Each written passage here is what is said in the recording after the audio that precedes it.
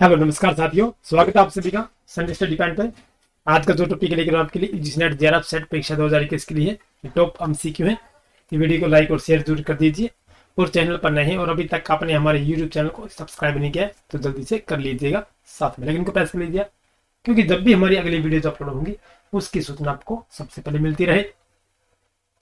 तो चलिए साथियों, चलते हैं आज के हमारे पहले प्रश्न पर। आपके विद्यालय में ऐसे छात्र भी पढ़ते हैं जो अपने घर वालों का धनार्जन में हाथ बढ़ाते हैं, इसलिए ये छात्र पढ़ाई, गृह कार्य आदि पर यथोचित ध्यान नहीं देते पाते। ऐसे छात्रों के लिए मानवीय दृष्टिकोण अपनाएंगे और प्रोत्साहन एवं सहायता देकर उनका मनोबल बढ़ाते रहेंगे। उनकी क्षमता पर संदेह करेंगे व उन्हें हतोत्साहित करते रहेंगे। उनके सामाजिक व आर्थिक स्तर पर उपहास करते हुए उन्हें पढ़ाई छोड़ने के लिए कहेंगे या आप कक्षा में इन्हें प्रताड़ित करेंगे वह उनके सम्मुख उनके माता पिता को भी बुरा भला कहेंगे जो उनके लिए शिक्षा का व्यय भी नहीं जुटा पाते हैं।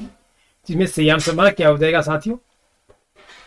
आपके विद्यालय में ऐसे छात्र भी पढ़ते हैं जो अपने घर वालों का धनार्जन में हाथ बढ़ाते हैं, तो इसलिए छात्र पढ़ाई, गृह कार्य आदि पर यथोचित ध्यान नहीं दे पाते हैं। तो ऐसे छात्रों के लिए आप क्या करेंगे? तो इसका सही आंसर हमारा ऑप्शन नंबर फर्स्ट हो जाएगा। मानवीय दृष्टिकोण अपनाएंगे और प्रोत्साहन एवं सहायता देकर इनका मनोबल बढ़ाते रहेंगे, क्योंकि वे घर का भी कार्य करते हैं और अपने माता पिता के काम में हाथ बढ़ाते हैं, तो इसलिए वे पूरी तरह ध्यान नहीं दे पाते हैं अपनी पढ़ाई की तरफ। तो आप उनका मनोबल बढ़ा सकते हैं। ये हमारा बिल्कुल सही आ जाएगा। चलिए अगला प्रश्न चलते हैं।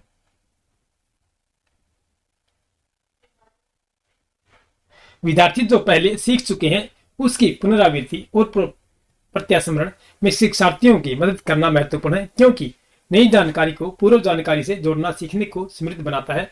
पूर्व पाठों को दोहराने का यह एक प्रभावी तरीका है। यह शिक्षार्थियों की स्मृति को बढ़ाता है, जिससे सीखना सुदृढ़ हो जाता है। यह किसी भी कक्षा अनुदेशन के लिए एक सुविधाजनक शुरुआत है।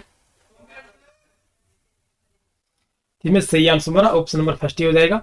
नई जानकारी को पूर्व जानकारी से, यानी कि जो नई जानकारी हम देने चाहते हैं उन्हें नया ज्ञान देना चाहते हैं और जो उनका पहले से जो ज्ञान है उसी को सीखने के समृद्ध बनाता है। शिक्षार्थी जो पहले सीख चुके हैं उनको या प्रवृत्ति प्रत्यास्मरण में उनकी मदद करना महत्वपूर्ण है, क्योंकि नई जानकारी की पूर्व जानकारी से जोड़ना सीखने की समृद्धि को बनाता है।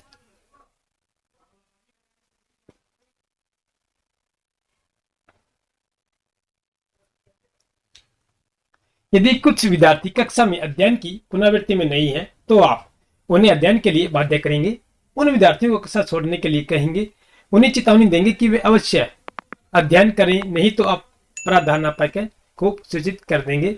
उन्हें उनकी रुचि अथवा आप अपने विषय के अनुसार रुचिपूर्ण चीजें बताएंगे। तो इसमें सही आंसर हमारा साथी क्या हो जाएगा? ऑप्शन नंबर डी हो जाएगा। उन्हें उनकी रुचि अथवा आप अपने विषय के अनुसार रुचिपूर्ण चीजें बताएंगे। कक्षा शिक्षण में विद्यार्थी कई विषयों में रुचि नहीं लेते हैं, तो इन स्थिति में अध्यापक को चाहिए कि कक्षा में परंपरागत शिक्षण के साथ साथ कुछ रुचिपूर्ण साधनों तथा शिक्षण विधियों का प्रयोग करें। कक्षा में रुचि उत्पन्न करने के लिए विभिन्न शिक्षण सहायक साधनों का प्रयोग अधिक सार्थक सिद्ध हुआ है। चलिए साथियों अगला प्रश्न चलते हैं। एक छात्र के व्यवहार आदि से आप सख्त नाराज हैं और उसके प्रति आपकी धारणा निष्पक्ष नहीं है, तो उसे परीक्षा अंक प्रदान करते समय बिना किसी पूर्वाग्रह की उसकी योग्यता के अनुसार मूल्यांकन करेंगे। अपने साथियों से भी उस छात्र को कम अंक देने के लिए कहेंगे। नाराजगी के कारण उसके अंक काट लेंगे या पक्षपात रहित होकर मूल्यांकन करेंगे। मैं सही आंसर साथियों हमारा क्या हो जाएगा?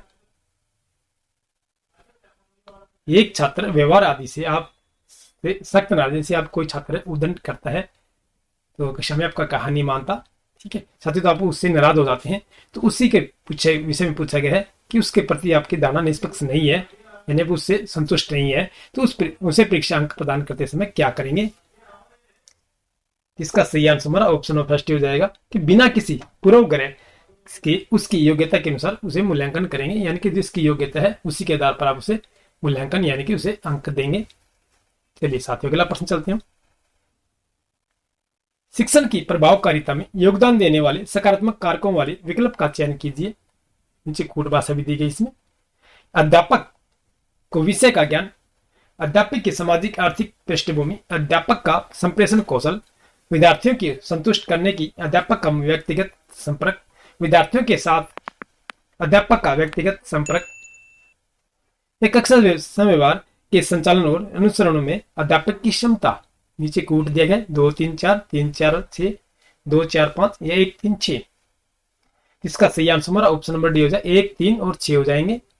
फिर से देखिए क्वेश्चन क्या है कि शिक्षण की प्रभावकारिता में योगदान देने वाले सकारात्मक कारकों वाले विकल्प का चयन कीजिए कि अध्यापक को विषय का ज्ञान होना चाहिए, फिर अध्यापक का संप्रेषण कौशल सबसे अच्छा होना चाहिए और कक्षा समयवार के संचालन और अनुसरण में अध्यापक की क्षमता भी होनी चाहिए।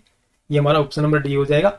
इसकी परिभाषा आपको करवा देता हूं कि प्रभावशाली शिक्षण के लिए आवश्यक है कि शिक्षकों को विषय वस्तु का पूर्ण व स्पष्ट ज्ञान हो, संप्रेषण कौशल में दक्ष या कुशल हो, शिक्षक का व्यक्तिगत प्रभावशाली हो, वह कक्षा संचालन में सिद्ध हो तथा अनुसरण में सक्षम हो। चलिए साथियों अगला प्रश्न चलते हैं। कॉन्फ्रेंस सम्मेलन है एक क्या है, अनुसंधान कार्यों पर गहन विचार करने का प्रावधान है, अनुसंधान समस्याओं का उचित समाधान है, अनुसंधान निष्कर्षों का व्यापक हस्तांतरण है या उपरोक्त सभी है। एक कॉन्फ्रेंस पूछा गया है जिसमें हम देखिए आप कॉलेज में पढ़ते हो वहां पर एक मिलन समारोह किया जाता है, सेमिनार किया जाता है, उसे कॉन्फ्रेंस सम्मेलन कहते हैं। इस प्रकार का होता ही है। इसका भी सही आंसर हमारा ऑप्शन नंबर डी हो जाए, उपरोक्त सभी हो जाएंगे हमारे कि अनुसंधान कार्यों पर गहन विचार करने का प्रावधान है, अनुसंधान समस्या का उचित समाधान भी है, अनुसंधान निष्कर्षों का व्यापक हस्तांतरण भी है। ऑप्शन नंबर डी हमारा बिल्कुल सही आंसर हो जाएगा। एक शोध पत्र शोध कार्य की रिपोर्ट होता है जिसका आधार होता है केवल प्राथमिक आंकड़ा जिसे प्राइमरी डाटा कहते हैं, केवल द्वितीयक आंकड़ा जिसे सेकेंडरी डाटा कहते हैं, प्राथमिक और द्वितीयक आंकड़ा दोनों या में से कोई नहीं। एक शोध पत्र के विषय में पूछा गया है या चाहे आप किसी भी प्रकार का शोध कर रहे हैं उसमें उसी के अनुसार पूछा गया है। एक शोध पत्र शोध कार्य की रिपोर्ट होता है, तो इसमें सही आंसर हमारा क्या हो जाएगा, ऑप्शन नंबर सी हो जाएगा। तो प्राथमिक और द्वितीयक आंकड़ा यानी जो सबसे पहले होता है उसके पश्चात जो होता है प्राथमिक और द्वितीयक आंकड़ा दोनों ही होते हैं इसमें। ऑप्शन नंबर सी जो हमारा बिल्कुल सही आंसर हो जाएगा। ये परिभाषा है इसकी। शोध प्रपत्रों के लेखकों को खास तौर पर दो स्रोतों को सहायता लेनी होती है, प्राथमिक स्रोत और समंकन आंकड़ा यानी कि प्राइमरी डाटा व द्वितीयक स्रोत या समंकन आंकड़े सेकेंडरी डाटा, इन स्रोतों के आधार पर ही मूल्यांकन किया जाता है। सर्वेक्षण विधि की विशेषताएं हैं। सर्वेक्षण विधि की क्या क्या विशेषताएं हैं? यह एक साथ विविध जनसमूह से प्रदत्त जानकारी एकत्रित करने में समर्थ है। इसमें पूर्ण परिभाषित समस्या पर कार्य किया जाता है। इस विधि के उद्देश्य निश्चित एवं विशिष्ट होते हैं। ये प्रति सभी सत्य हैं। सर्वेक्षण विधि की विशेषताएं हैं। क्या क्या विशेषताएं हैं सर्वेक्षण विधि की? ऑप्शन नंबर डी हमारा सी आंसर हो जाएगा। ये उपरोक्त सभी हैं। सर्वेक्षण विधि की विशेषताएं जो है सभी हैं। यह एक साथ विविध जनसमूह से प्रदत्त जानकारी एकत्रित करने में समर्थ है। इसमें पूर्ण परिभाषित समस्या पर कार्य किया जाता है। इस विधि के उद्देश्य निश्चित एवं विशिष्ट होते हैं। तीनों कथन हमारे सत्य हो जाएंगे। शोध सदैव है क्या है? पूर्व ज्ञान का सत्यापन, नूतन ज्ञान की गवेषणा, ज्ञान के अंतराल की पूर्ति, यह प्रति सभी। इस शोध के विषय में पूछा गया कि शोध क्या है। ये शोध जो है सदैव है, इस प्रकार का है ये शोध उपरोक्त सभी है।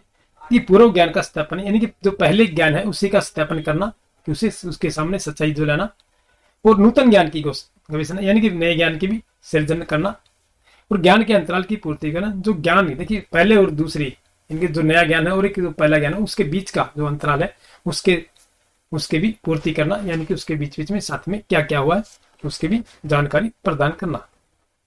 चलिए अगला प्रश्न हमारा, निम्न में से किस प्रकार के अनुसंधान के सारांशों निष्कर्षों को अन्य स्थितियों से सामान्यीकृत नहीं किया जा सकता है?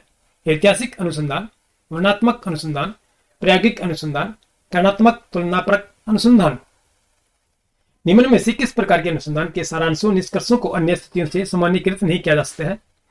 इस प्रकार नहीं किया जा सकता है। ये प्रायोगिक अनुसंधान के अंतर्गत प्रायोगिक अनुसंधान के सारांशों निष्कर्षों को अन्य स्थितियों से सामान्यीकृत नहीं किया जा सकता है। यह एक वैज्ञानिक विधि का अनुसंधान है। इसके अंतर्गत एक अनुसंधानकर्ता सदैव नवीन तथ्यों की खोज में प्रवृत्त रहता है। यह विधि ज्ञान के भंडार में अपना योगदान देती है तथा उसमें वृद्धि करती है। प्रायोगिक अनुसंधान की मूल अवधारणा की परिभाषित करते हुए जेम्स एस मिल ने कहा है कि यदि दो परिस्थितियां पूर्ण रूप से समान है तब एक परिस्थिति में एक तत्व को जोड़ दिया जाए तो या घटा दिया जाए तो परंतु दूसरी स्थिति में कोई भी परिवर्तन नहीं हो, तो ऐसी स्थिति में यदि कोई परिवर्तन दृष्टिगोचर होता है तो वह जोड़े गए या कम किए जाने वाले तत्व का परिणाम होगा। इसके निष्कर्षों को अन्य स्थितियों से सामान्यीकृत नहीं किया जा सकता है। ये प्रायोगिक अनुसंधान की परिभाषा है साथियों। चलिए अगला प्रश्न चलते हैं। एक शोध पत्र किसी विषय पर सूचनाओं का संकलन होता है। लेखक द्वारा माना गया मूल शोध निहित होता है। समकक्षी पुनरीक्षित मूल शोध या अन्य द्वारा किए गए शोध का मूल्यांकन निहित होता है या एक से अधिक पत्रिकाओं में प्रकाशित किया जा सकता है। तो इसका सही आंसर हमारा क्या हो जाएगा साथियों? किसका राइट आंसर हमारा है तो ऑप्शन नंबर डी हो जाएगा। एक से अधिक पत्रिकाओं में प्रकाशित किया जा सकता है जो एक शोध पत्र होता है।